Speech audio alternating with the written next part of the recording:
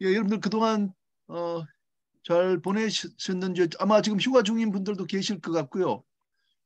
아직 휴가 가지 않고 지금 휴가를 준비 중인 분도 계실 것 같습니다. 지금 2주가 흘렀고요. 그 사이에 우리 저자 그 와의 대화 바다 저자와의 대화 이권이 나와가지고 여기저기에 이제 언론에도 나오고 많은 분들이 좀 구매하고 이렇게 그 진행이 되고 있는 것 같습니다. 몇 분들 말씀으로는 우리가 8월 말이나 9월 초에 그 출간 기념회를 한번 가지자 이렇게 돼 있어서 그 부분은 나중에 또 한번 설명드리도록 하겠습니다. 오늘은 이제 90강과 제 91강입니다. 원래는 그 이제 김도형 저자의 포항의 해양 문화 뭐 하나만 뭐 들으려 그러다가 이게 좀 시간이 그렇게 많이 걸릴 것 같지 않고 해가지고 그 대만의 해운 조선에 대한 이야기를 한번 들어볼까 해서 저 부탁을 어떤 학생한테 이렇게 했습니다. 이제 그 학생이 제 지도를 받는 학생인데 우리가 사실 대만이 뭐 어느 정도의 해운 규모, 조선 규모 또 물류 규모를 갖고 있는지 잘 모르는데 이 학생이 한번 수업 때도 발표를 했는데 그 어머님이 또 한국 부인이어서 우리말도 잘하고 옛날에 그 대만에서 무역회사에 또 근무를 했기 때문에 어느 정도는 그 잘 알고 있더라고요. 그래서 최고의 전문가는 아니지만 뭐 그렇게라도 우리가 대만의 사정에 대해서 알 수 있다면은 도움이 되지 않겠나 해서 한번 강사로 한번 출입을 했습니다. 예, 그리고 오늘 뭐 축사를 김남일 본부장님 그리고 김성호 회장님이 해주시는데 아마 다들 바쁘신데 지금 들어오셨습니다. 그래서 빨리 좀 인사 말씀부터 듣고 한번 진행하는 게 좋을 것 같습니다. 예, 오늘 그 축사는 뭐 좌장인 정필수 박사님 말씀 간단히 듣고 그리고 김남일 본부장님 그리고 김성호 수산경영 회장님 말씀을 듣도록 그렇게 하겠습니다. 박사님 좀 부탁드리겠습니다. 네, 안녕하십니까. 정필수입니다. 오늘 바다 공부 모임이 90강, 91강에 이르고 있는데, 우리가 일단 이정표로 삼고 있는 100강에 점차 가까이 가고 있다고 보입니다. 지난 2년 동안 우리 코로나로 어려운 시기를 겪었지만, 그 어려운 시기를 극복하는데 우리 같은 줌을 통한 바다 공부 과정이 굉장히 좀 큰 꽃을 피웠지 않나 하는 생각이 들기도 합니다.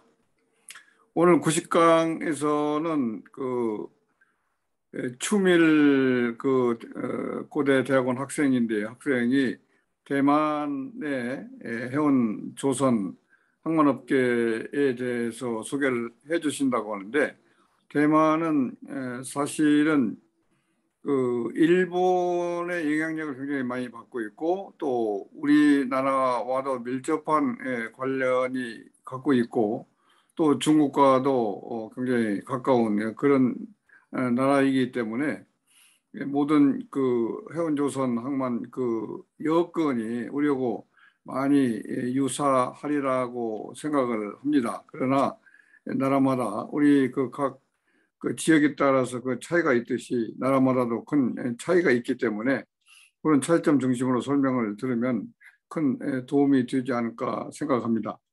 대만은 사실은 내부적으로 보면 이러한 구체적인 업계의 사정도 있지만 최근 들어서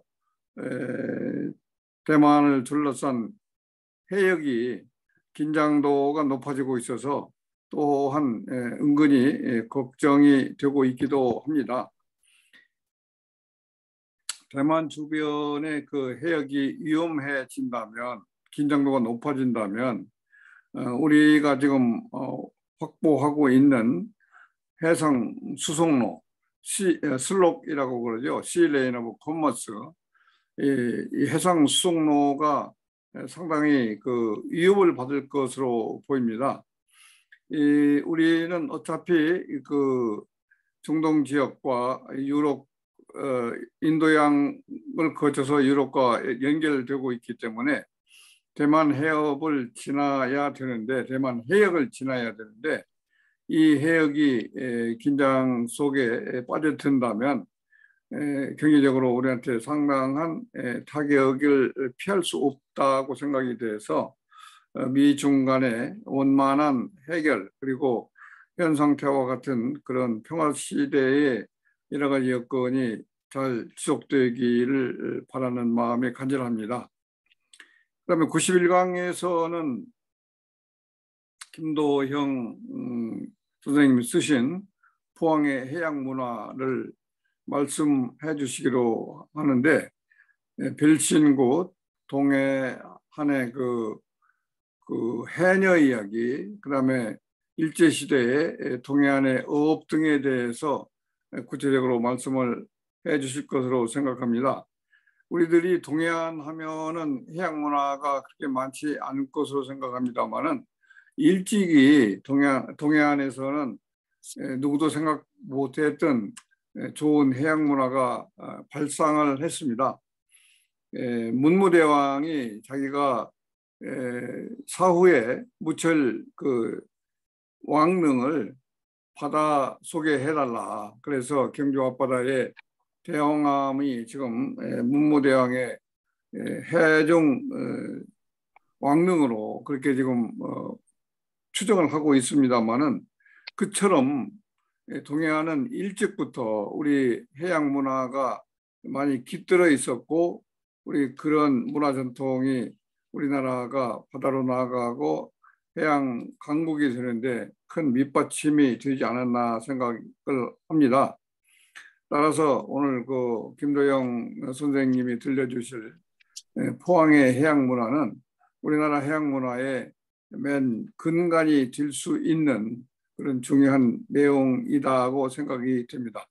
그래서 91강 강의가 오늘 우리가 듣는 그 바다 공부 모임의 그 내용 중에서 좀 더 이색적이고 좀 더 재미를 더하는 그런 내용이 될 것으로 기대를 합니다.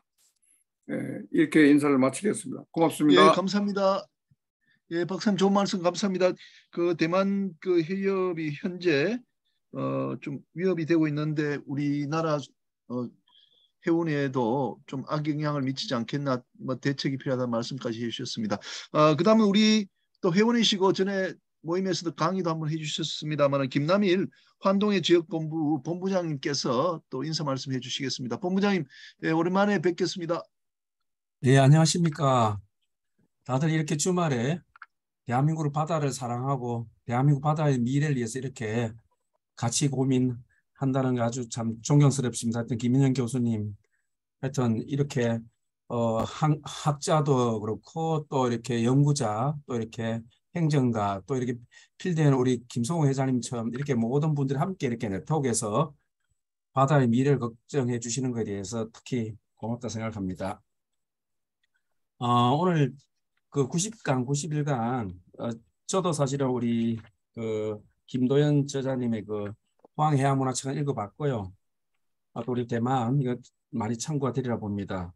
제가 사실 어제 오늘 1박 2일 목포 그 지금 전국 해양문화학자 회의를 갔다 왔습니다. 그래서 갔다 왔고 사실 오늘 아침에 그 국립해양문화재연구소에서 하는 그 전시를 보고 왔거든요. 사실은 저도 한 15년 만에 갔었는데 아주 특별한 전시가 하고 있습니다. 바다, 배, 신앙. 그래서 섬의 날, 군산에서 지금 8월 8일 하는 섬의 날 연계해서 아주 특별 전시가 있는데 아주 전시가 잘 돼 있더라고요. 그래서 바다, 배, 전시, 신앙에 관련되는 어떤 해양 문화를 잘 전시하고 있는데 서남해안, 동해안 전체에 대한 어떤 그런 해양 문화 또 수상 관련되는 신앙 이야기 이런 것들을 잘 전시해서 아주 의미 있게 보고 저는 내년에 지금 8월 8일 섬의 날이 울릉도에 내년 대회가 유치되기 때문에 이런 전시라든지 또 전국 해양 문학자회를 포항 울릉 연계하려고 내년 개최를 검토하고 있습니다. 그래서 굉장히 의미가 있고 오늘 논의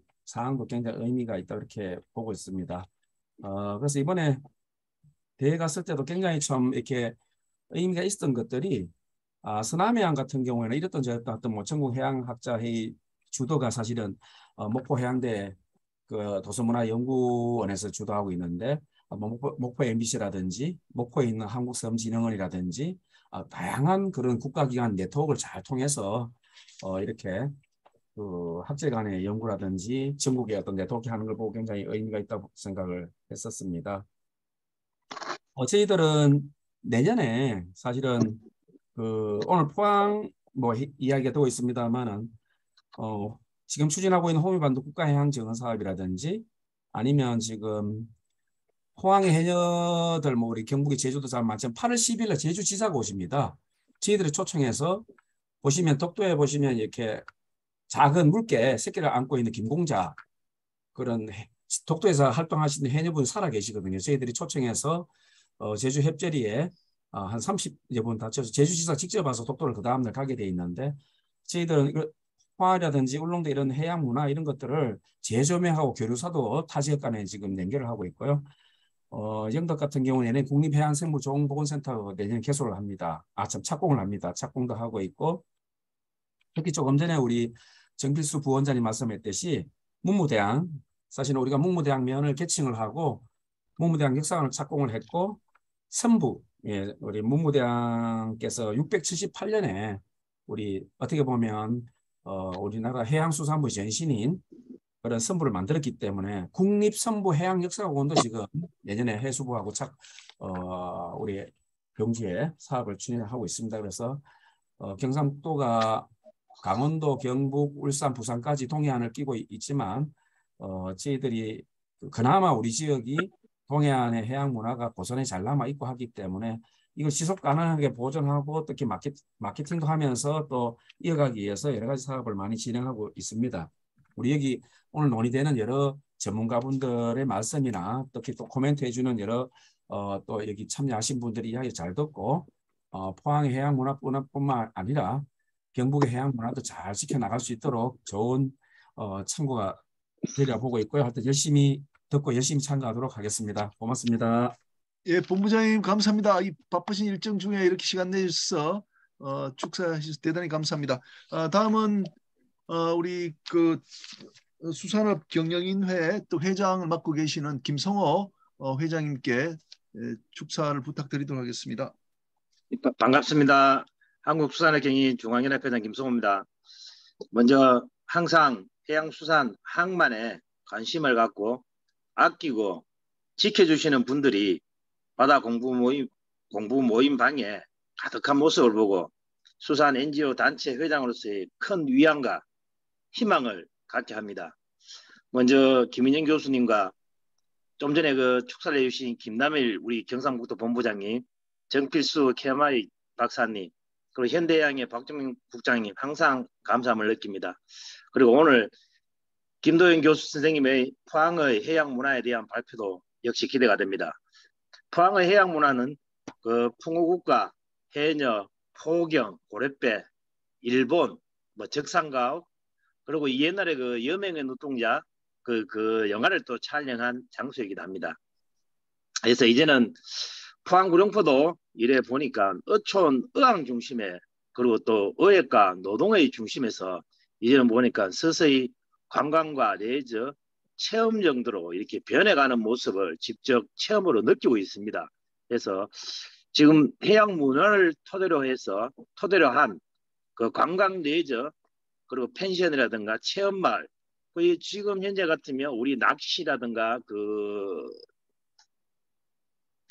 도심을 떠나는 그 우리 인구가 일주일에 1000만이라고 합니다. 그러면 우리나라 인구의 5분의 1이 일주일에 한 번씩은 바다나 농촌을 지금 찾고 있다고 보는데 그런 인프라 구축이 좀 시급한 것 같고 그런 인프라 구축을 할 때는 제가 보기에는 아까 얘기했던 해양 문화를 토대로 한 그런 스토리텔링에 대한 인프라 구축이 된다면 조금 더 지역을 알리고 그 지역에 대한 구체적인 그 관계를 알림으로써 관광객들이 찾아도 더 도움이 되지 않겠나 생각합니다. 그래서 도시민의 힌트를 제공하고 어촌의 본연의 산에 나가는 어촌을 위한 다양한 이런 논의가 항상 우리 김인영 교수님 이 바다 공부 모임 방에서 항상 이루어지는 모습을 볼 때 항상 감사함을 느끼고 있으며 앞으로 저도 바쁜 일정이지만 앞으로 자주 이 방에 들어와서 항상 공부도 좀 하고 배우고 그렇게 하겠습니다. 고맙습니다. 예, 회장님 감사합니다. 지금 회장님은 사업처가 구룡포에 있으시죠? 예. 예, 그러시니까 오늘 그 포항의 또 해양 문화하고 또 밀접하게 또 연결이 될 것 같습니다. 김도영 선생님도 이제 들으셨네요. 예, 이제 잘 되시죠? 예, 마- 예. 김도영 선생님 목소리 한번 목소리가 아직 안 들리시는데 거기 음소거 한번 눌러봐 주시고요.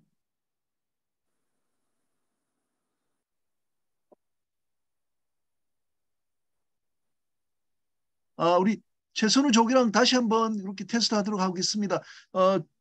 첫 강하고 나서 또 시간이 있으니까요.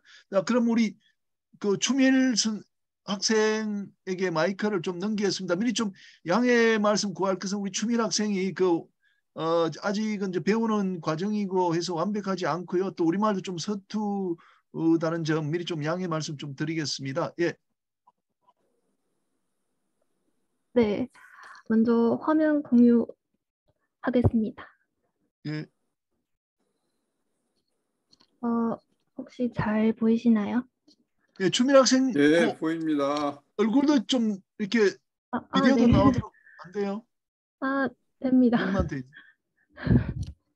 혹시 잘. 예. 인사 좀 하시고요. 예. 네네. 추미일 학생, 그 대만에서 좀 자기소개를 잠깐 좀 해주세요. 네. 안녕하세요. 저는 오늘 발표하게 될 고려대학교 석사 과정에 재학 중인 대만 유학생 추미일입니다. 좀 긴장도 되고요. 평소에도 바다 모임을 통해서 많이 배웠는데 이 자리에서 발표하게 돼서 되게 영광스럽고 많이 긴장도 해서 이거 좀 양해 부탁드립니다. 제 발표를 통해서 조금이라도 도움이 되었으면 좋겠습니다. 그리고 한국어 아직 많이 부족해서 PPT보다 글로 표현하였는데 혹시 들으시면 화면을 보면서 참고하시면 좋을 것 같고 불편함을 드리면 양해 부탁드립니다. 그럼 오늘 발표를 시작하겠습니다.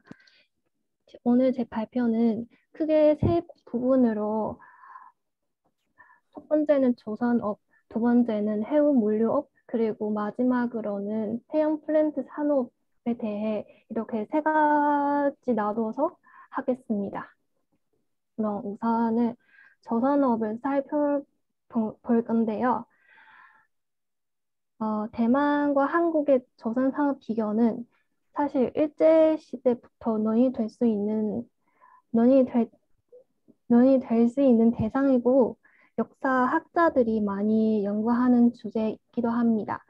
제2차 세계대전 이후 대만 조선 산업의 발전 패턴은 한국과 매우 유사한데 특히 근대 역사를 살펴보면 한국은 1973년 당시 정부에서 대형 조선업을 중공업 선언으로 추진하였고 반면에 대만은 똑같이 권위 정부 주도의 산업 기반 정비하고 중화학 공업 발전을 목적으로 하는 10대 건설 계획에 따라 조선 산업이 철강, 석유화학과 함께 선전되며 발전하게 되었습니다.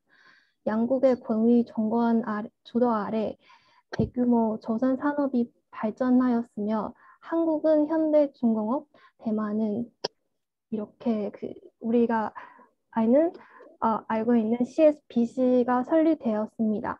현대 중공업 등 한국의 대형 조선소는 재벌 경제 모델을 반영해서 민간 재벌 기업들의 도움으로 크게 성장되었습니다. 그러나 대만의 CSBC는 국가 경영의 방식을 채택하였습니다. 애초에 대만도 반관 반미의 방식으로 대형 조선을 육성하려고 했지만 투자에 참여한 민간 자본이 빠져나가는 바람에 부득이하게 국가의 자본의 위주로 경영을 하게 되었고 1977년에 국영 사업이 되었습니다. 대만 대형 조선업의 경우 1990년대 이후 추락세를 보였습니다. 반면에 한국은 정부의 정책과 금융업의 도움으로 금융위기에서 버티고 다음에 빠르게 확정하였고 2003년에 이미 일본을 제치고 세계 1등의 조선 산업 강국이 되었습니다. 비교하면 2001년 CSBC는 감원하고 감봉을 통해서 자본금을 줄이고자 한 재생 계획을 추진한 결과 2008년에 민영 기업이 되었고 대만 국제조선 회사로 명칭을 바꿨습니다. 민간 기업이 된 이후 CSBC는 매출의 지속적 소폭 상승을 보이며 흑자를 보이다가 최근 들어도 다시 적자를 보이고 있습니다. 대만의 대형 조선업 어떻게 다시 일으켜 세울지가 현재 대만이 직면할 과제라고 생각합니다. 그래서 대만 한국 대형 조선 산업의 영역 비교를 보시면 2000년대 CSBC는 선회 약 한화 2,690억 원의 손실을 보는 반면에 한국은 이미 세계 1위 조선 강국이 될 만큼 차이가 큽니다. 대만 조선 산업의 형황에 대해 우선 대형 조선소를 살펴볼 겁니다. 대만의 대형 조선소는 하나밖에 없습니다. 유일한 이 대형 조선소인 대만 국제조선 주식회사, 즉 CSBC는 앞에서 설명해 드렸는데 이거 클락슨 리서치 조사에 따르면 CSBC의 래킹은 20위이며 시장 점유율 약 1%라고 하였습니다. CSBC의 주요 사업 분야는 컨테이너 선박 등이 있습니다. 기술이 부족하기 때문에 LNG 선박 등 고부가가치 선박은 아직 건조할 능력이 없습니다. 그래서 이 표를 보시면 한국은 모두 대형 선박 다 건조한 경험이 있고 시장 점유율도 굉장히 높은데 반면에 대만은 LNG 선박랑 LPG 선박을 아직 건조한 적이 없습니다. 그리고 CSBC의 레퍼런스 리스트 보면 역시 컨테이너 선박은 1위였습니다.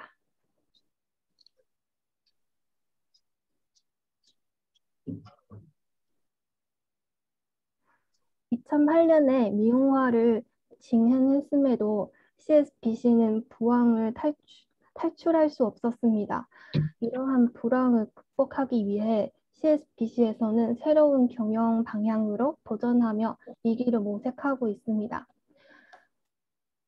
상선 건조, 군함 건조, 그리고 해상 풍력 발전을 3대 경영 목표로 하고 삼성 건조의 비율을 낮추고 군함 제조와 해상 풍력 발전의 비율을 높이고자 노력하고 있습니다. 2020년에는 이미 삼성 사업의 총 매출 비중이 90%에서 29%로 낮아진 반면 공함 제조 사업은 61%, 선박 수리 및 해양 공사는 10%로 상승하였습니다. 나아가 2025년까지 삼선 20%, 공함 60%, 해양 공사 20%의 목표를 세웠습니다. 이러한 경영 방식 아래 CSBC의 적자는 비극적으로 줄고 외국 수출 비중도 낮아진 것으로 볼 수 있습니다. 최근 3년 매출 현황을 보면 매수의 비중은 2018년 약 50%에서 2020년 29%로 떨어지고 같은 기간에 내수는 50%에서 70%까지 20%나 크게 상승하였습니다. 생각건데 대만의 대형 조선소가 이렇게 불황에 빠지게 된 가장 큰 이유는 정부의 적극적인 태도 및 CSBC의 국가 경영 방식 때문이라고 생각합니다. 한국의 대형 조선 산업은 재벌 기업의 운영을 통해 방대한 자본과 유연성을 토대로 조선 산업 정책을 효율적이며 철저하게 실현할 수 있으며 경쟁이 치열한 글로벌 시장에서 두각을 드러낼 수 있었다고 생각합니다. 다음으로 주소형 조선소를 소개해 드리겠습니다. 주형 조선소는 조선협회에 따라 이러한 업체들이 있습니다. 주요 산업 분야는 고무용선, 어선, 요트 등의 건조인데 이 중에서 요트는 가장 주목을 받은 산업입니다. 이 쇼보트 인터내셔널 이 요트 잡지의 통계에 따르면 2021년도 80피트 이상의 대형 요트 수주량을 기준으로 대만은 이탈리아, 네덜란드와 터키 뒤를 이어 4위를 기록했습니다. 대만의 요트 산업은 1970년대 미국의 주문 제작을 계기로 시작되었으며 대만 요트 업체의 숙련된 기술과 상대적으로 저렴한 임금 및 합리적 가격으로 급속하게 성장했습니다. 현재는 특히 13개 업체는 대만 3대 요트 업체라고 할 수 있습니다.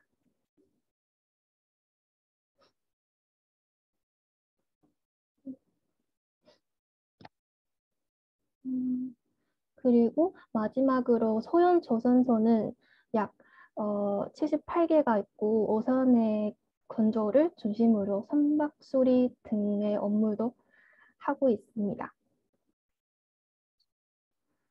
대만의 조선 산업은 상당한 불황에 빠졌고 소외된 산업으로 변모하고 있습니다. 이로 인해 선박 및 해양 분야에 대한 우수한 인재들의 부족 현상으로 고급 노동력과 전문적인 지식이 필요한 조선 산업의 발전을 가로막아 악순환을 반복하고 있습니다. 대만의 CSBC와 한국 현대중공업의 기술 발전을 비교하면 현대중공업은 1992년부터 2013년 사이에 769개의 한국 기술 특허를 신청한 반면 대만 조선 회사는 단 7개만 신청하였다는 점에서 대만의 조선 기술에 있어서는 부족함이 명확하다고 볼 수 있습니다. 조선 산업 부분을 마치며 해운 물류업에 대해 소개해 드리겠습니다. 우선은 대만 전체 해운업의 발전 역사인데요. 대만 해운 산업의 발전은 1946년 대만 항운 회사의 성립으로 시작되었다고 말할 수 있습니다. 이 회사의 주요 목적은 일본 사람들이 두고 간 기범선들을 다시 활용하여 대만 해운업을 재건하는 것이었습니다. 1949년 중화민국 정부가 전쟁에서 패배하였고 대만으로 옮길 때 대만 해운 산업은 큰 좌절에 쳤습니다. 사용 가능한 대형 선박이 많이 가져올 수 없었고 그때 운항 노선 범위도 중국 대륙 혹은 동남아시아가 전부였습니다. 또한 선박을 수리한 능력도 떨어졌고 선대의 성능 및 설비도 많이 부족하였습니다. 1970년 이전은 해운업의 발전에 매우 불리한 환경이었습니다. 해운업의 발전에 대하여 대만 학자들의 연구에 따르면 다음과 같습니다. 첫 번째는 태환 시기입니다.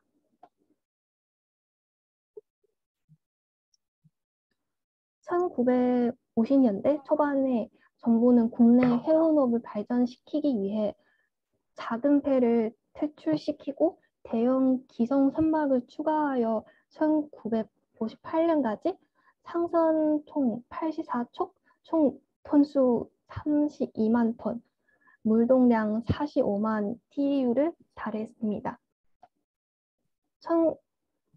1950년대의 대만의 경제 형태는 농업 발전 단계에 속했기 때문에 수출은 농산물을 위주로 하고 수입은 공업 제품이 많았으며 수출이 화물 운송량은 사실 그렇게 많지 않았습니다. 두 번째는 정리 시기라고 합니다.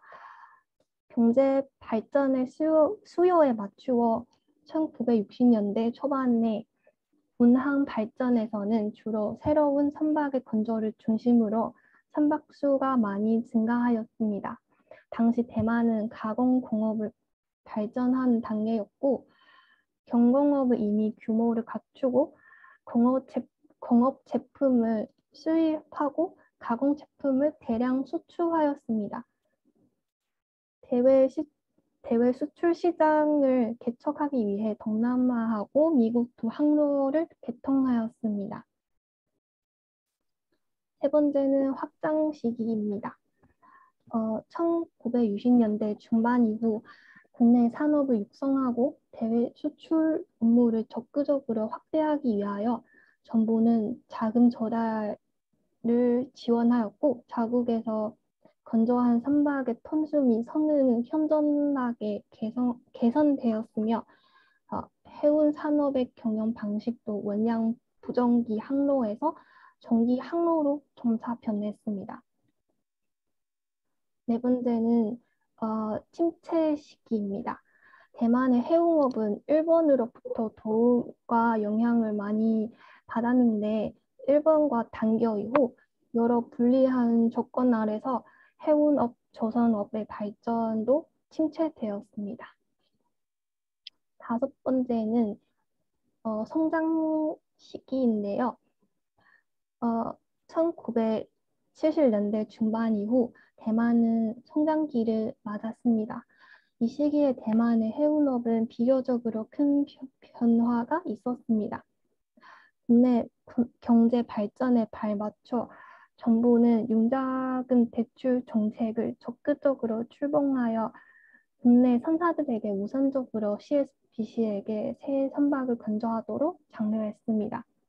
또한 항운 노선에 있어서는 다양한 국가 등 항로를 개척하였고 선박 건조수와 항로 개척, 물동량 등 모두 측면에서 크게 성장하였기 때문에 성장 시기라고 합니다. 그리고 1980년쯤 이후의 저전 시기입니다. 1980년대 중반 이후 중국 대륙과의 관계가 긴밀해졌고 2000년에 대만 대통령 선거에서 처음으로 정당이 바꾸는 다음에 중국과의 교통, 운송, 통상 등 제한도 비교적으로 풀려서 해운업에 대해서는 경영 방식을 조금씩 조정했습니다. 그리고 마지막은 현재의 현상인데 대만은 해운업에 의존하므로 대만 정부는 해운 산업에 막대한 규모의 유동성 지원 자금을 제공하는 정책이 많습니다. 예를 들면 2016년에 불황에 빠진 해운사들에게 선제적인 지원을 결정하였고 다양한 방식으로 지원하였는데 아마 당시 지원 예산은 600억 원, 600억 원 대만 달러, 즉 한화 2조 정도였답니다. 강력한 지원 덕분에 대만의 해운 3대사는 세계 컨테이너 시장에서 10% 정도의 선봉량을 보유하고 있습니다. 그러나 현재 해운 물류업에도 조선업에도 심각한 인력 부족 문제를 겪고 있습니다. 정부 해양 관련 사업 및 해양대학교들이 이렇게 MOU를 체결하는 방식으로 이 문제를 해결하고자 합니다. 이외에 또 다른 문제, 특히 중국과의 관계도 해운업의 불안정한 요인이 될 수 있습니다. 예를 들면 며칠 전에 미국의 펠로시 의장이 대만에 방문함으로 중국 대만 일촉 지팔의 상황도 해운업에게 영향을 미치겠다는 우려가 많았습니다. 중국과 대만 간의 우선만 수행하는 운송업체도 많으므로 중국과의 민감한 관계가 해운업의 큰 리스크나 위협이라고 할 수 있을 것 같습니다. 다음은 대만의 해운 회사를 소개하고자 합니다. 해운은 운영 형태에 따라 크게 두 가지로 나눌 수 있는데 하나는 정기선이며 다른 하나는 부정기선입니다. 현재 대만에서 가장 중요한 해운 회사 3대사는 양민해운, 에버그린 마린, 완하이라인 등이 정기선을 운영하고 있으며 유미마린, 신실 내비게이션 코퍼레이션 등 크고 작은 해운 회사는 부정기선을 운영하고 있습니다. 우선 대만의 해운 3대사를 소개하겠습니다. 대만은 지리적으로 동아시아에 위치한 섬이므로 중국, 동남아시아 및 태평양을 연결하는 해상 교통의 요충지이며 또한 대만의 무역량의 거의 95% 이상이 해상 무역으로 해운 산업이 발달해 왔습니다. 2021년 기준으로 세계 10대 선사 중 대만의 해운 3사 에버그린 마린은 7위, 양민해운은 9위, 완하이라인은 10위를 차지하고 있을 만큼 세계 컨테이너 해운 시장에서 중요한 역할이라고 할 수 있습니다. 또한 여기 있습니다. 또한 어덜북 잔량 살펴보면 여기 있습니다. 에버그린, 완하이 각각 34.5%, 71.1%이며 선봉량도 안정적으로 유지될 것으로 보입니다. 3대사는 2021년 연간 실적도 좋은 이윤을 창출하였고 이런 허황을 미래 몇 년 동안도 맞을 거라고 예상됩니다. 그래서 이 두 표를 보시면 그 3대사의 순위는 항상 안정적으로 10위권 정도에 들어가 있습니다.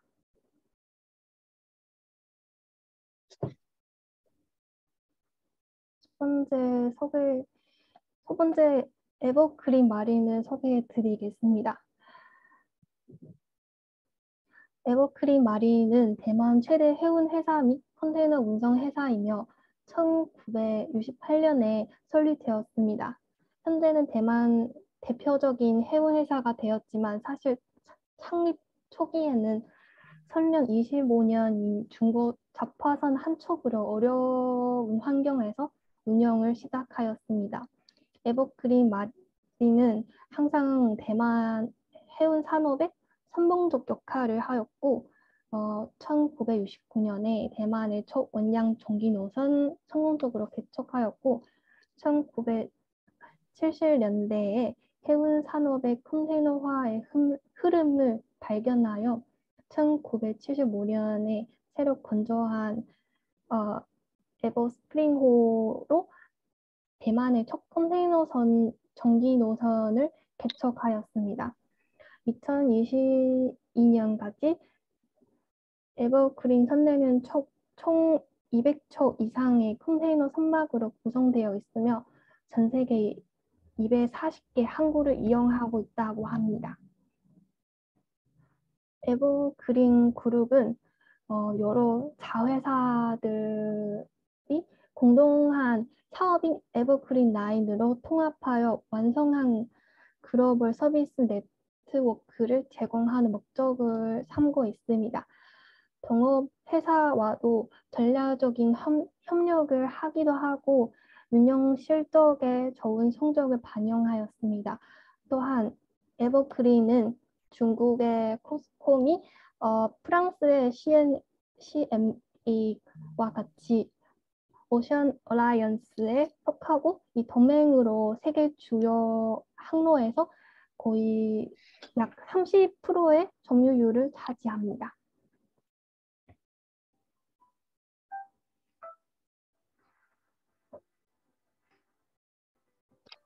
죄송합니다.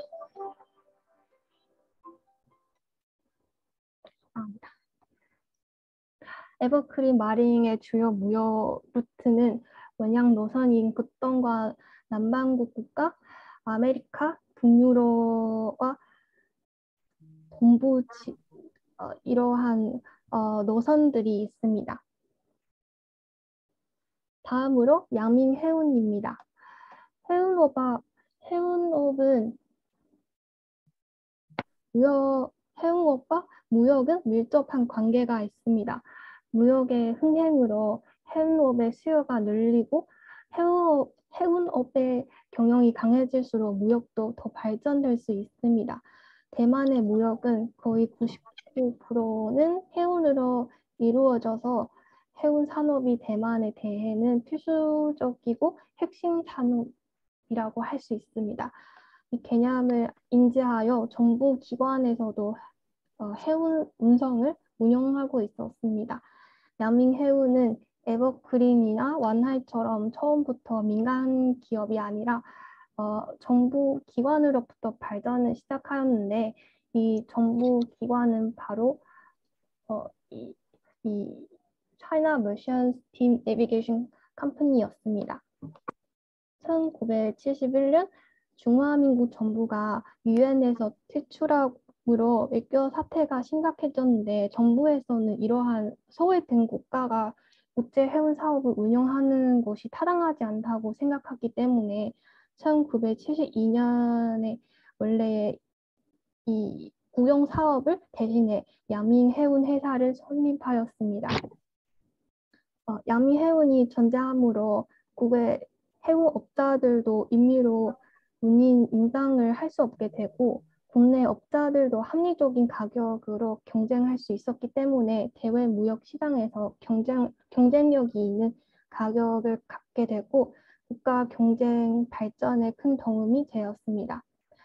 1960년과 70년 사이 대만의 해운업은 단순한 영리 사업이 아니라 나라의 전략과 국방 등 국가 전체의 이익에 기반을 두고 있기 때문에 해운업은 반드시 국가 정책에 부합해야 한 시기였습니다.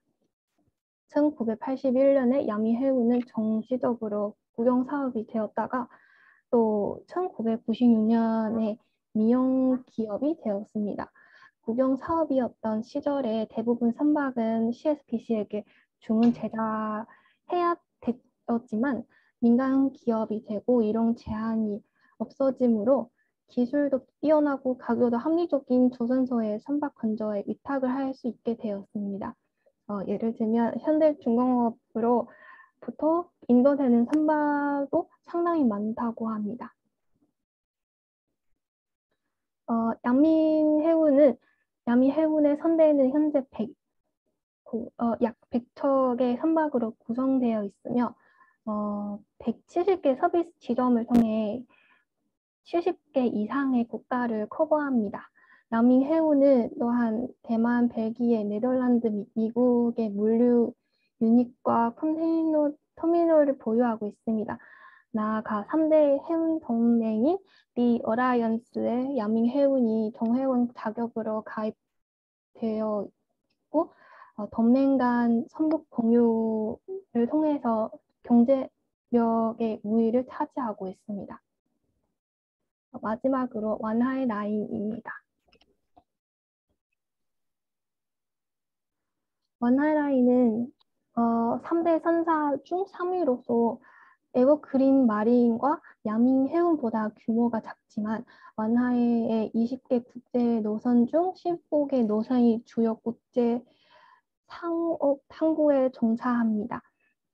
완하이 라인은 72척의 자유 선박과 연선 24척을 운영하며 다른 선사들과 마찬가지로 선봉량을 늘리기 위해 20척의 새로운 조선 계약과 같은 여러 투자를 하고 있습니다. 야민해운과 에버그린 마린과 비교하면 완하라인의 주요 노선은 아시아 위주로 운영하고 있으며 아시아 시장 내 최대 3사 중 하나라는 평가도 받고 있습니다.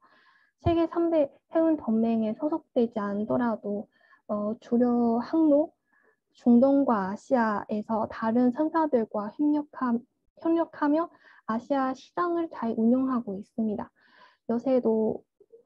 물론 요새도 투자를 통해 경쟁력을 늘리기 위해 미국의 문양 노선을 진출하려는 자세도 보입니다. 다음은 부정기 선사를 소개해 드리겠습니다.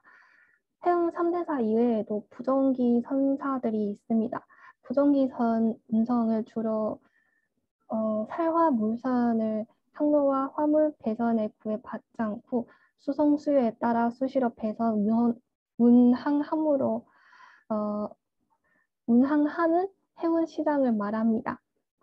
대만의 부정기선 선사들 중 가장 대표적인 기업은 유밍마린이라고 할 수 있습니다.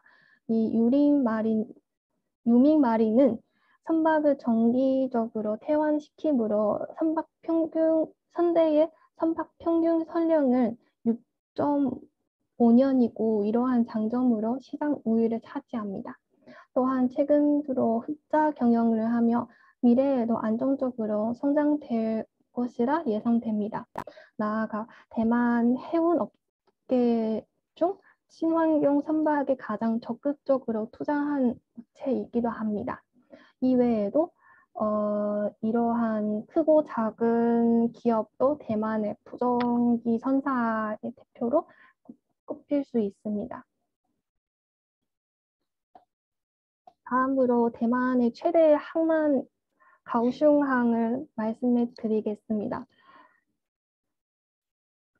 가오슝은 대만 남단 도시 가오슝시에 위치하여 대만 전체 항구 물동량의 4분의 3 정도 차지하고 있습니다. 이 항구는 청나라 시대부터 통상을 시작하였고 일제 시기 때는 현대화 건설을 많이 하였습니다. 가오슝항은 부지가 넓고 항만의 형세가 자연적으로 이루어지며 대만 제1의 항구입니다. 가오슝항은 2000년쯤에 세계 항구 순위 3위까지 올라오고 2008년에 10위권 안에 들어가 있으나 무돌량이 급격히 감소함으로 2021년 기준으로 세계 17대 항구입니다.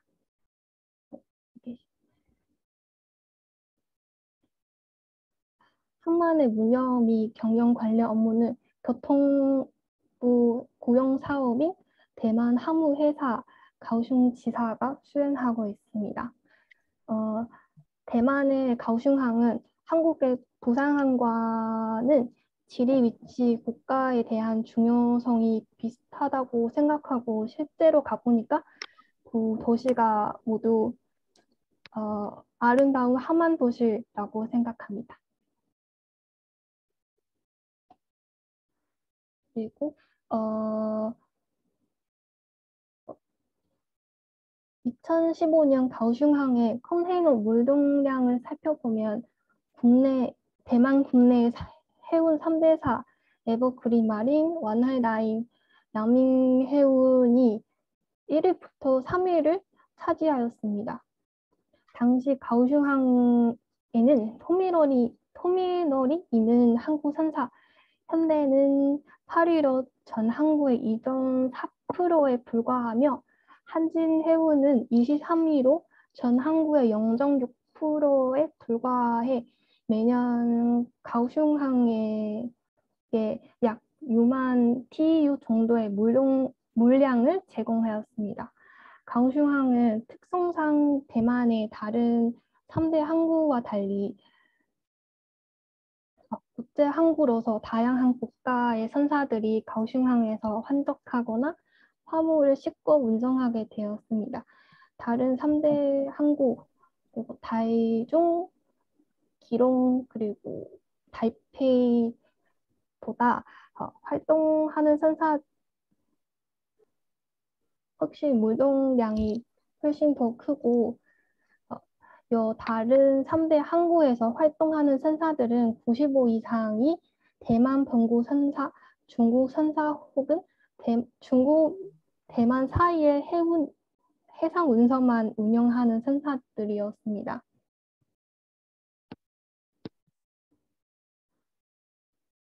다음으로는 운송 조선인을 소개해 드리겠습니다.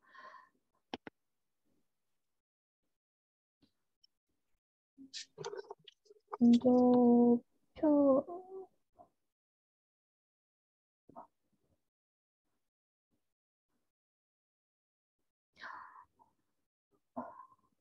대만에서 해상 운송 조선업에 종사하는 중소기업이 굉장히 많은데 2020년에 등록된 해상 운송 조선업체는 총 965개가 있으며 전체 등록된 항업회사의 60.43%로 조사되었습니다.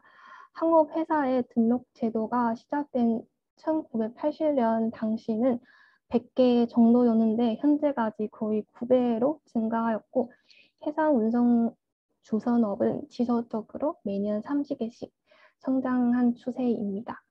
대만은 땅이 좁은데도 해상 운송 조선업체가 많아서 경쟁이 굉장히 치열하다고 말할 수 있습니다. 대만의 운송 조선업체들은 대부분은 항운만 정업하는 것이 아니라 경쟁력을 높이기 위해 항공운송, 육상운송까지 병행하면서 서비스를 제공하고 있습니다.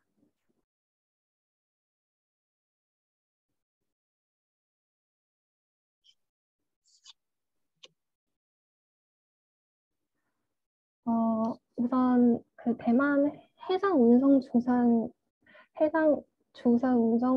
운송 조선인의 정의를 말씀드리면 대만 해운업 제3조 제1항에 따르면 항업이란 선박 운송 선무대리, 해상 운송 조선, 컨테이너 터미널의 운영 등의 사업을 경영하는 것이 말한다고 규정하고 있으며 또한 동조 제4항에 의하면 해상 운송 조선업에 대하여 자신의 명의로 다른 사람의 계산을 위하여 운송업자가 화물을 운송할 수 있도록 하여 이에 보수를 받는 사업을 말한다고 정의하였습니다. 이 표는 중국에서 조사한 2021년 상반기 중국 미국 200대 포워더 랭킹입니다.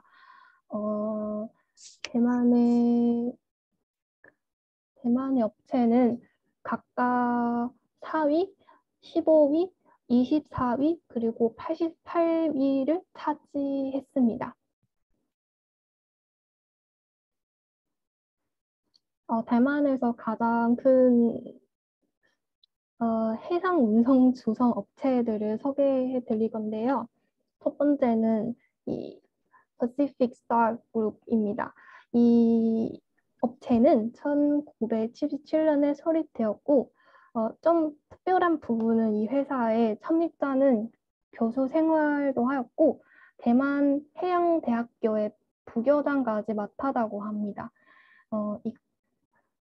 이 업체는 전 세계에서 자회사를 두고 해운뿐만 아니라 항공 운송을 통해 서비스 제공하고 있습니다. 이 회사는 한국에도 지사 스타콩코트를 2017년에 설립하였고 한국 시장에 진출하였습니다. 두 번째는 오이식 그룹입니다. 대만 현재 운송 조선 업체 중 최대인 이 업체는 1981년에 설립되었고 2021년에 연 매출이 455 꼭 대만 달러 넘는 좋은 성적을 얻었습니다.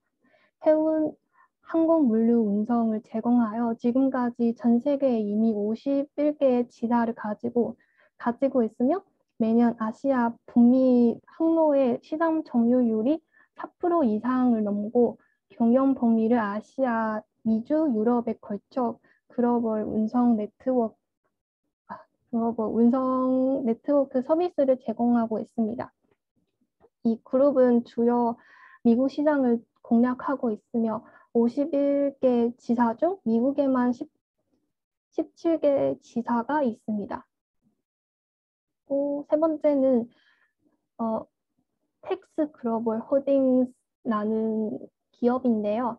이 기업은 항공 운송, 철도 등 다양한 운송 방식을 통해 수출입, 통관, 창고 업무, 화물 운송 다양한 물류 서비스를 제공하는 운송 조성 업체입니다. 이 기업은 대만에서 최초로 모든 운송 수단을 통합하여 운송 서비스를 제공한 기업으로 유명하여 최근에 양민해운, 에버크린 마린 등 해운 회사의 주식을 대폭적이고 지속적으로 투자하는 것도 대만에서 이슈가 되었습니다. 앞에서 말씀드린 규모가 큰 해상 운송 업체들은 주로 미국 시장으로 발전을 시작하였고 주요 수익도 미국 시장을 통해 창출합니다.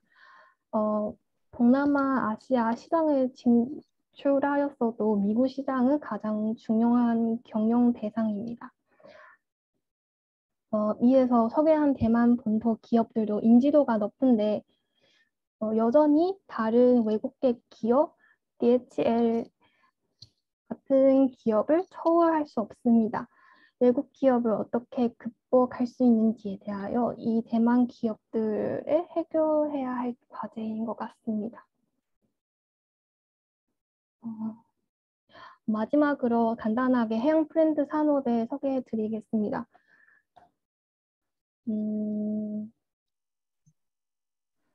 대만에 있는 해양 브랜드 산업은 사실 석유 시추는 거의 없습니다.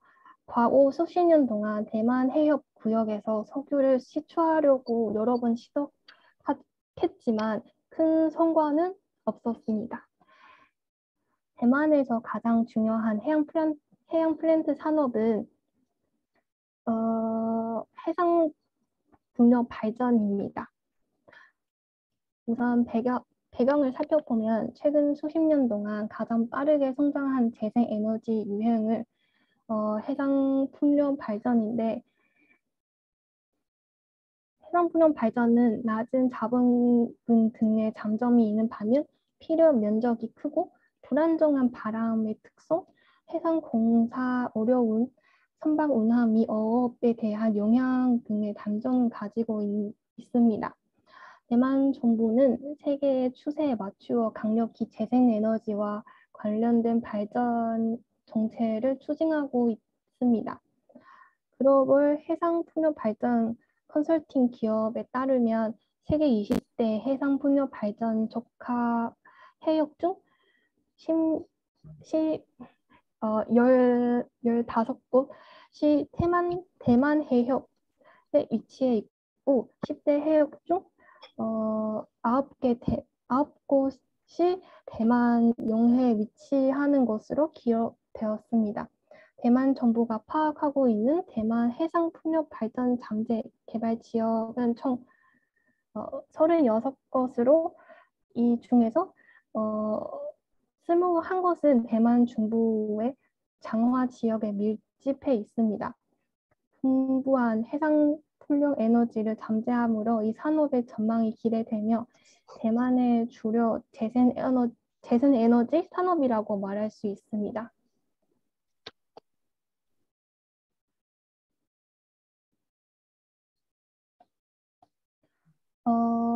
대만에서는 산관학연이 같이 이렇게 협력체를 구성해 해상 풍력 발전 관련 기술 역량 강화와 무상화율 제고를 도모하고 있습니다. 외국 기업과의 협력에도 적극적으로 나서고 있는데, 예를 들면 윈드티는 덴마크 개발 투자사인 CRP와 협력 중이고, 마린팅의 CSBC는 벨기에 기업과 공동 출자로 해상 풍력 EPC 법인을 신설한 곳이 있습니다. 정부의 정책을 살펴보면 2025년까지 풍력 및 태양광 중심으로 한 재생에너지 발전 비중을 전체 발전량의 20%까지 확대하는 것을 목표로 삼고 있습니다. 조선산업과 해운 물류업은 대만하고 한국에서 발전한 중앙 산업입니다. 역사적으로 살펴보면 대만과 한국은 전반적인 경제 발전이 유사하고, 특히 양국 다 식민지 모국인 일본으로부터 많은 영향을 받았습니다. 일본 패전 이후 독립국가가 된 20세기 후반에도 두 나라는 권위 정부의 산업 정책 아래 발전되었고, 해운 물류업, 조선 산업은 양국의 대표적인 주요 산업으로 선전되며 발전하였습니다. 나아가 한국의 조선 산업은 1980년대부터 이미 일본과 비슷한 수준의 지위로 올라왔으며, 상업 경영을 통해 현재 이미 세계 최강의 조선 강국이라고 말할 수 있습니다. 대만 또한 1970년대부터 중공업화를 위해 권위 정부에서 10대 건설 정책을 추진하여 10대 중공업 산업 중 하나로서 조선업의 큰 성장을 이루었지만, 1980년대부터 급격한 쇠락을 겪으며 현재 조선 산업의 침체를 겪고 있습니다. 해운 물류업에 있어 양국 다 해운업 강국이라고 말할 수 있는데, 생각보다 교류도 많이 없는 것 같습니다. 어렵지만 두 나라의 해운사들이 어떻게 협력할 수 있는지에 대하여 연구할 만한 주제인 것 같다고 생각합니다. 그럼 이상으로 제 발표를 마치고 들어주셔서 감사합니다. 예, 감사합니다. 예, 아주 좋은 내용이 많이 있었습니다. 아주 박수 좀 보내드리겠습니다. 이렇게 외국 학생인데도 이렇게 잘 준비해가지고 잘 했는데, 제가 알기로는 무역회사 어디에서 근무했다 그랬죠? 주민 학생? 그냥 그 학교 근처의 무역회사인데. 그래요. 예. 자, 그러면요. 지금 백승교 우리 대표님이 지정 토론하도록 그렇게 돼 있기 때문에, 백 대표님. 예. 안녕하십니까, 교수님. 예. 백승교입니다. 예. 간단하게 좀. 오랜만에 참여해가지고 굉장히 좀 들어보니까 재밌고, 학생이 이 대만에 대한 여러 가지 사항을 아주 세세하게 준비를 잘한 것 같습니다. 조선소, 해운, 선사, 포다, 해양 프렌트까지 아주 일목요연하게 상당히 많이 준비를 하신 것 같습니다. 사실 저희 한국하고 대만의 물동량은 생각보다 상당히 적습니다. 작년에 우리가 보니까는 환적 포함해가지고 이제 좀 자료 보면 들어가도 됩니까 이제? 한 37만 TU 정도 했고요. 이걸 보면 부산 전체 물동량의 한 1.6%밖에 안 되는 물동량. 이런 상황에서 저희 한국하고 대만 간의 물동량이 중요한 건 아니고요. 현재 대만에 아까 설명했던 사실은 한 5개 컨테이너 선소가 있어요. PPT 밑 뒤에 나오면 되는 거예요? 1위가 다들 잘 아시는 에버그린. 예, 알겠습니다. 예. 2위가 양민. 그다음에 3위가 사실 완하이 라인이 있고요. 그다음에 4위 정도 되는 것이 TS 라인. 그다음에 5위가 IAL이라고 이 상당히 많은 물동량을 좀 취급을 하고 있는 컨테이너 선사들이 우리나라보다 훨씬 더 포진되어 있던 것이 사실입니다. 그다음에 적극적으로 그 정부에서 이 선사를 위한 지원이 아까도 잠깐 얘기를 들으셨겠지만은 대한민국은 80년 초에 해운 통폐합으로 인해 가지고 오히려 해운이 침체되고 쇠퇴되는 그런 사태가 벌어진다 반해서 대만은 사실 그때 굉장히 우리나라의 그 쇠퇴기를 거꾸로 이용해서 성장기로 했던 그런 상황이 아니라 생각하고요. 최근에 저희 한진해운 같은 케이스에도 굉장히 어려운 일이었었습니다만은 이렇게 어려운 일이 사실이 대만의 양민 라인도 우리보다 더 어려웠던 시절이 있었습니다만은 이 대만 정부의 적극적인 지원과 또한 또 정책적인 방향을 가지고 선사를 키워서 현재 양민 라인은 옛날과 같이 민간 기업이 아니고 정부가 거의 90% 이상을 갖고 있는 정부 기관이 됐습니다. 즉, 이 대만이라고 하는 조그만 나라가 이 전 세계 물동량에 아까도 얘기를 하신 것처럼 에버 양민 완화이가 차지하고 있는 비중이 현대상선보다 훨씬 큽니다. 그러니까 HMM보다 훨씬 큽니다. 이거는 우리가 앞으로 해운 쪽의 측면에서 반드시 짚고 넘어가야 되고 우리 국가적인 측면에서도 앞으로 어떻게 가야 될지를 볼 수 있는 대만 정부의 가이드라인이라 생각을 하고 있습니다.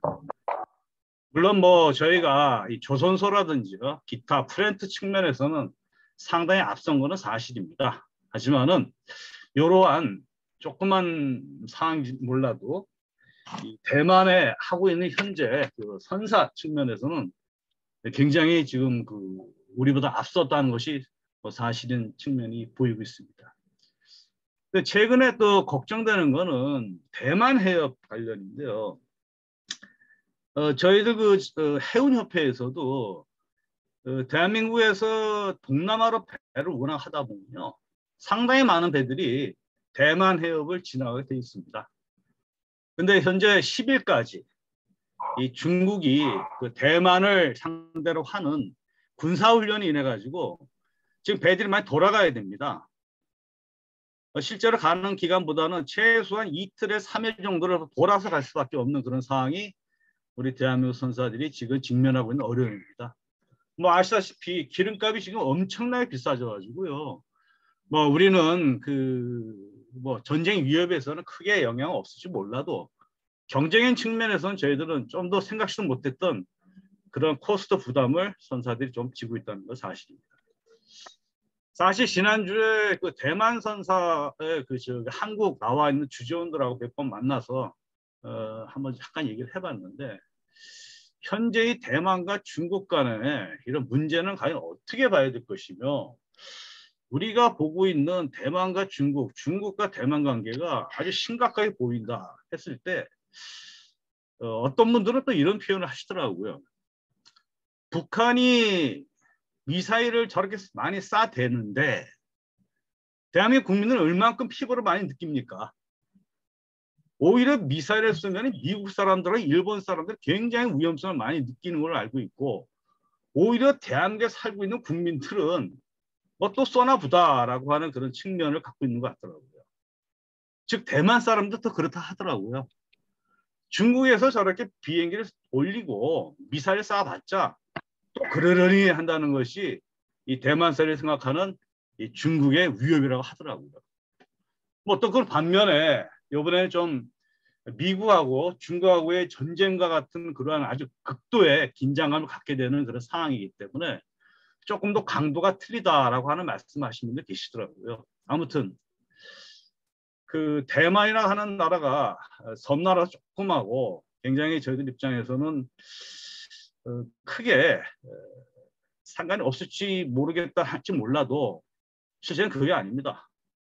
대만은 그 잠재력과 사실 또 대만은 또 정말 재밌는 것이 일본의 식민지 생활을 저희 대한민국과 똑같이 했었습니다. 오히려 더 오랫동안 한 걸 기억나는데 근데 한국 사람 우리 저 조선 시대 때는 36년을 했고 대만도 뭐 30몇 년을 했다고 저 들었는데 대만과 중국 사람들의 관계는 굉장히 좋습니다. 그러니까 대만이 그 일제시대에 있을 때 지금까지 못 느꼈던 여러 가지 경제적인 혜택을 일본 사람들 많이 받았다고 하더라고요. 뭐 철도를 깔고 항만 시설도 되고 그때부터 뭐 모든 것이 어떤 근대화하는 과정에 있어서 일본의 역할은 엄청났고 뭐 그런 관계로 지금까지도 일본과 대만 관계는 상당히 우호적인 관계로 알고 있습니다.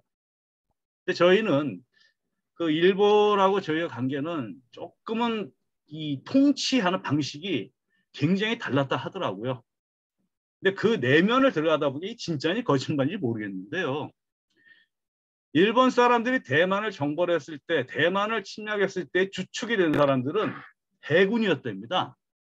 그 다음에 이 해군들이 이 대만을 들어가서 모든 통치와 모든 경제 발전을 해군이 생각하는 대로 가져왔었고, 우리 조선은 해군이 아닌 육군이 되다 보니까 이 질적으로 차이가 많이 났다 하더라고요. 그러니까 일본의 해군들은 좀 젠틀하고 뭔가 그 식민지를 하는데 개척하는 데 있어서도 조금 방식이 틀린 반면에 일본의 육군은 그때 당시만 하더라도 굉장히 전투적이고 이 어떤 짓누르가 하는 통합적인 측면이 강했다. 뭐 그런 것 때문에 우리 조선시대에 우리가 당했던 여러 가지 치욕스러운 일이 많았다는 얘기가 뭐 들립니다. 뭐 그것이 진짜인지 거짓말인지 모르겠습니다만은 아무튼 일본의 영향에 따라서 우리 대한민국과 대만은 좀 틀린 막 그런 사항으로 볼 수 있을 것 같습니다. 뭐 제가 뭐 질문 안 하고 엉뚱한 얘기만 좀 많이 한 것 같은데요. 아무튼 간에 저희 그 대만에 대한 오늘 여러 가지 사항을 너무 잘 들었고요. 지금 좀 그 정치적으로 좀 문제가 있다면은 대만에 지금 집권하고 있는 민진당이 조금 그 중국하고는 조금 그 배타적인 그런 정책을 많이 쓰고 있다 하더라고요. 그래서 원래가 국민당이 오랫동안 집권해 왔는데 이 국민당하고 중국 정부하고는 어느 정도 사이가 좀 좋고 민진당의 현재 집권 여당이 조금은 중국하고 좀 안 좋다고 합니다. 그래서 어떤 뭐 대만하고 중국하고 좀 조용히 되고 좀 잘 돼야지만이 우리 저기 한국도 상당히 저 중간에 혜택이 있지 않을까 생각을 합니다. 예, 저는 이 정도. 예, 감사합니다.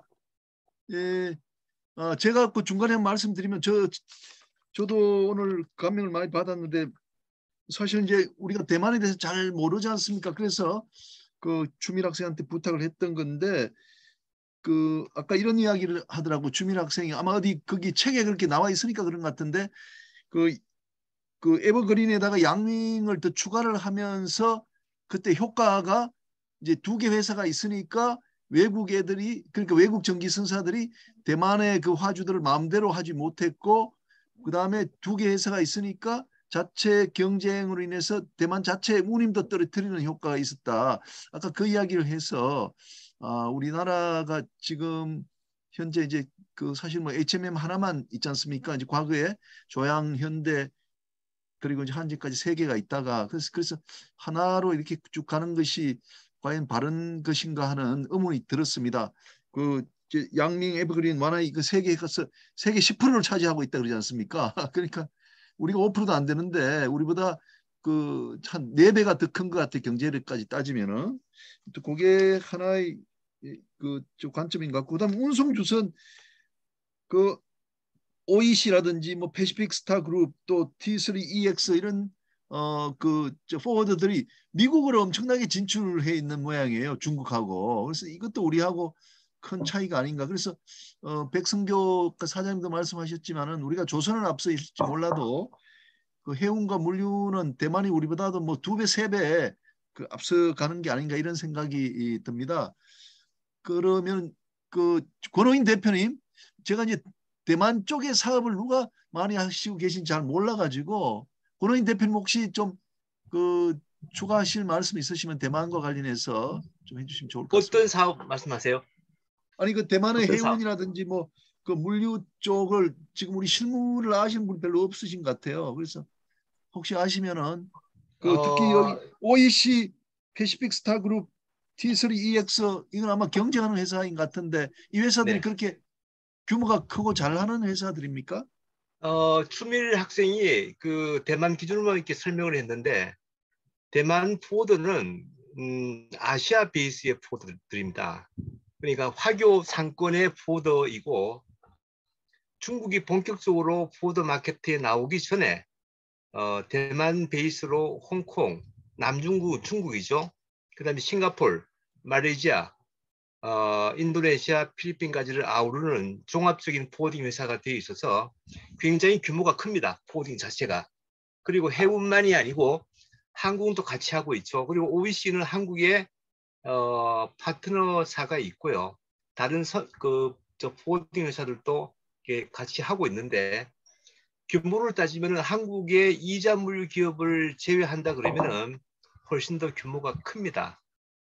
훨씬 더 이게 우리보다 빨리 글로벌화가 됐고요. 아까 그 백승교 대표께서 선사를 잘 설명을 해주셨는데 선사 포드만을 놓고 비교를 한다 그러면은 대만이 좀 앞서고 있지 않나 이런 느낌이 현저히 듭니다. 그렇습니다. 그 아까 OEC가 2021년에 대만 달러로 450억 달러라 하거든요. 그럼 이게 얼마가 되나요? 매출이? 혹시 대만 달러인데 450억 대만 달러라 하더라고요. 2021년에 OECD 그룹이 뭐 이제 얼핏 숫자 환산이 안 되는데 450. 상당히 큰 것 같아요, 그죠? 예, 예. 예, 추밀 학생이 뭐 다른 일 때문에 지금 뭐 나가고 해서 토론까지는 뭐 저 불가능하고 우리끼리 좀 마무리하고 그 다음 주제로 넘어가면 될 것 같습니다. 오늘